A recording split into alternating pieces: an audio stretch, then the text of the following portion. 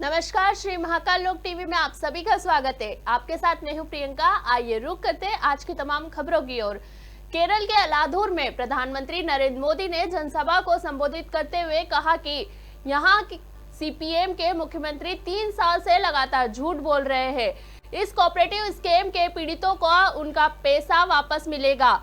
ये यहां भी झूठ बोलते हैं कि दोषियों पर कार्रवाई होगी। ये आपका सेवक मोदी है जिसने इस केस की जांच करवाई। अब तक स्कैम करने वालों की करीब 90 करोड़ की संपत्ति भारत सरकार के ईडी ने अटैच कर ली है।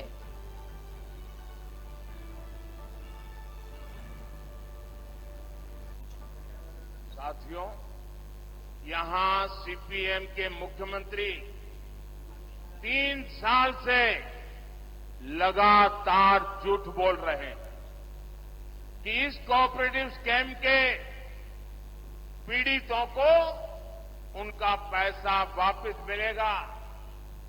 ये भी झूठ बोलते हैं कि दोषियों पर कार्रवाई होगी। ये आपका सेवक मोदी है जिसने इस केस की जांच करवाई। अब तक स्कैम करने वालों की करीब 90 करोड़ रुपीस की संपत्ति भारत सरकार के ईडी ने अटैच कर ली है। मैं इस बारे में कानूनी सलाह ले रहा हूं कि कैसे जिनके पैसे डूब गए हैं ऐसे गरीबों को उनका पैसा वापस कैसे करूं, ये 90 करोड़ रुपया उनको कैसे बांट दूं। बीजेपी सरकार पहले भी देश में 17,000 करोड़ रुपए ऐसे स्कैम पीड़ितों को वापस दिलवा चुकी है। इसलिए मैं इस कोऑपरेटिव स्कैम के पीड़ितों को भरोसा देता हूं कि उनका पैसा वापस दिलाने में भाजपा और मेरी सरकार कोई कसर बाकी नहीं छोड़ी जाएगी। मणिपुर के अगरतला में केंद्रीय गृह मंत्री अमित शाह ने जनसभा को संबोधित करते हुए कहा कि नरेंद्र मोदी सरकार ने आदिवासियों के सम्मान के लिए, सुरक्षा के लिए और समावेशी विकास के लिए देश भर में न केवल विकास के काम चलाए हैं बल्कि उन्हें साथ में रखने का काम किया है। ये कांग्रेस और कम्युनिस्ट सालों तक शासन करते रहे लेकिन एक भी आदिवासी बेटा बेटी को देश का राष्ट्रपति नहीं बनाया। भाइयों और बहनों, नरेंद्र मोदी सरकार ने आदिवासियों के सम्मान के लिए, सुरक्षा के लिए और समावेशी विकास के लिए देश भर में न केवल विकास के काम चलाए हैं, उनको साथ में रखने का भी काम किया है। ये कांग्रेस और कम्युनिस्ट सालों तक शासन करते रहे, एक भी आदिवासी बेटा बेटी को देश का राष्ट्रपति नहीं बनाया। आजादी के 75 साल बाद पहली बार नरेंद्र मोदी जी ने ओडिशा के गरीब आदिवासी की बेटी द्रौपदी जी मुर्मू को महामहिम द्रौपदी मुर्मू बनाकर आदिवासियों का सम्मान करने का काम किया है।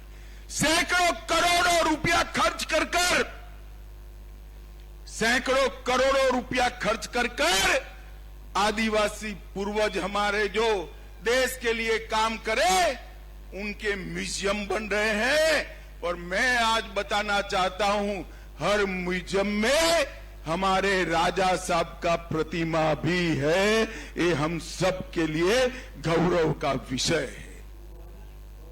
उत्तराखंड के मसूरी में सीएम पुष्कर सिंह धामी ने सभा को संबोधित करते हुए कहा कि बीजेपी का जो संकल्प पत्र जारी हुआ है उसमें हर किसी के उदय की बात की गई है। साथ ही साथ विकसित भारत का संकल्प उसमें है। संकल्प पत्र में देश में यूसीसी लागू करने का वादा भी किया गया है। साथ ही धामी ने कहा कि जो गंगोत्री उत्तराखंड से निकली है वो पूरे भारत में जाने वाली है। सब जानते हैं, कल ही भारतीय जनता पार्टी का राष्ट्रीय अध्यक्ष जी की अध्यक्षता में माननीय प्रधानमंत्री जी की उपस्थिति में जो संकल्प पत्र जारी हुआ है, बहुत सारे हर किसी के उदय की बात उसमें की गई है, हर किसी को आगे बढ़ाने की बात की है, महिला हो, गरीब हो, किसान हो, युवा हो, कोई वर्ग ऐसा नहीं है। और साथ साथ में विकसित भारत का भी संकल्प लिया गया है। भाइयों बहनों, उत्तराखंड के अंदर भी हमारी सरकार ने अनेक ऐतिहासिक निर्णय लिए हैं। उत्तराखंड को एक बेहतर और श्रेष्ठ राज्य बनाने का ये निर्णय मार्ग प्रशस्त करेंगे। समान नागरिक संहिता भाजपा के संकल्प पत्र में देश में यूसीसी लागू करने का वायदा किया गया है और हम 2022 के चुनाव में, इसी विधानसभा के चुनाव में जब गए थे माननीय अध्यक्ष जी के नेतृत्व में, माननीय प्रधानमंत्री जी के नेतृत्व में, तो हमने उत्तराखंड की देवतुल्य जनता से ये संकल्प रखा था कि उत्तराखंड के अंदर नई सरकार के गठन होते ही हम सबसे पहले कोई काम करेंगे तो उत्तराखंड में समान नागरिक संहिता का विधेयक लाकर उसको पारित करेंगे। पश्चिम बंगाल दार्जिलिंग पहुंचे केंद्रीय मंत्री अनुराग ठाकुर ने सांसद राहुल गांधी के बयान पर कहा कि अगर राहुल गांधी यूपीए के कार्यकाल को देखेंगे तो जब 2013-14 में वो सत्ता में जा रहे थे तब भी 13% महंगाई दर थी। आज जहां दुनिया के कई हिस्सों में जंग छिड़ी हुई है, दुनिया के मुकाबले भारत में महंगाई दर बहुत नियंत्रण में है। पिछले एक साल में लगभग 1.5 करोड़ लोगों को प्रत्यक्ष तौर पर नौकरी दी। अगर राहुल गांधी की सरकार होती तो न मंगलयान मिशन सफल होता, न कभी चंद्रयान मिशन सफल होता, क्योंकि कांग्रेस तो वो सोचती है जो विदेशी ताकतें देश के बारे में सोचती है।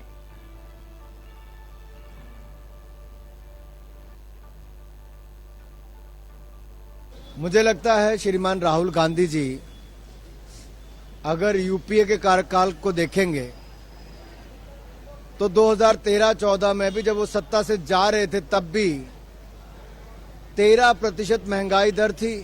13%। आज दुनिया के कई हिस्सों में जंग छिड़ी है, उसके बावजूद जहां पश्चिम देशों में महंगाई दर बहुत बढ़ गई, उसकी तुलना में महंगाई दर बहुत नियंत्रण में भारत में है। मोदी सरकार ने हर वो कदम उठाए कि गरीब की थाली अनाज से भरी रहे, ना अनाज की कमी आने दी, ना मुफ्त इलाज की। पक्के मकान भी दिए तो शौचालय से लेके बिजली और रसोई गैस के सिलेंडर भी दिए। ये मोदी सरकार ने किया, जहां 25 करोड़ गरीबों को गरीबी रेखा से बाहर निकाला।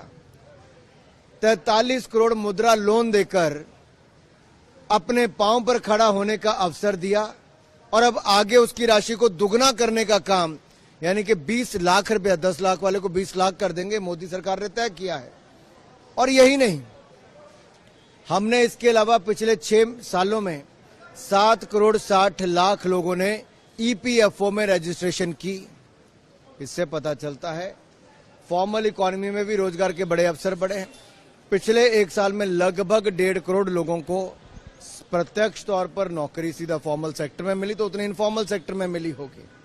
इसी तरह से ही हमारा स्टार्टअप कांग्रेस के समय कहीं नहीं था दुनिया में, सिर्फ 500 कंपनीज थी। आज 1,20,000 स्टार्टअप्स और दुनिया में तीसरा स्थान भारत का है। श्रीमान राहुल गांधी जी, अगर आपकी सरकार होती तो ना मंगलयान मिशन सफल होता, कभी ना चंद्रयान मिशन सफल होता, ना ही आप कभी गगनयान के बारे में सोचते, क्योंकि कांग्रेस तो वो सोचती है जो विदेशी ताकतें देश के बारे में सोचती हैं। इसलिए कांग्रेस चाहती है कि न्यूक्लियर वेपन्स को भारत से खत्म कर दिया जाए। ये कैसी सोच है अपने ही देश को कमजोर करने की। राहुल गांधी जी का एजेंडा, कांग्रेस का एजेंडा भारत को कमजोर करने का क्यों है? ये किन विदेशी ताकतों के हाथ में फिर खेल रहे हैं?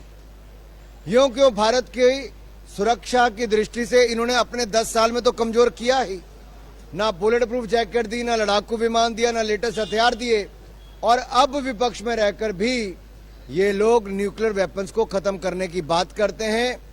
कहीं ना कहीं दाल में कुछ काला है। बिहार के पटना में राजद नेता तेजस्वी यादव ने मीडिया के सवालों पर कहा कि राजद के राष्ट्रीय अध्यक्ष होने वाले नाते लालू प्रसाद यादव अपनी जिम्मेदारियां बखूबी निभा रहे हैं। बीजेपी के कई नेता लगातार संविधान को बदलने की बात कर रहे हैं और प्रधानमंत्री चुप है। इसका मतलब उनकी सहमति है, और अगर सहमति नहीं है तो इन सभी प्रत्याशियों पर कार्रवाई क्यों नहीं कर रहे? देश की जनता ये बर्दाश्त नहीं करेगी। है जो लालू जी अपना काम कर रहे हैं और पार्टी के राष्ट्रीय अध्यक्ष होते हुए वो अपनी जिम्मेदारी को बखूबी निभा रहे हैं और लगातार जो है हर जगह पार्टी के सिंबल को जो है दिया जा रहा है, तो वो अपना काम कर रहे हैं। लेकिन इनको इतनी चिंता क्यों हो रही है? ये मुद्दे की बात क्यों नहीं करते? आप देखिएगा लगातार जो है भाजपा के कई नेता जो है संविधान को बदलने की बात कर रहे हैं और प्रधानमंत्री जो है चुप है। इसका ये मतलब है कि उनकी सहमति है। अगर सहमति नहीं है तो इन सभी उम्मीदवारों पर, प्रत्याशियों पर कार्रवाई क्यों नहीं कर रहे? क्यों नहीं कुछ बोल रहे? हर जगह जो है अब तो खुले मंच पे ये लोग बोल रहे हैं, साफ तौर पे जो है ये लोग अपना एजेंडा को लागू करना चाह रहे हैं। तो देश की जनता ये बर्दाश्त नहीं करेगी।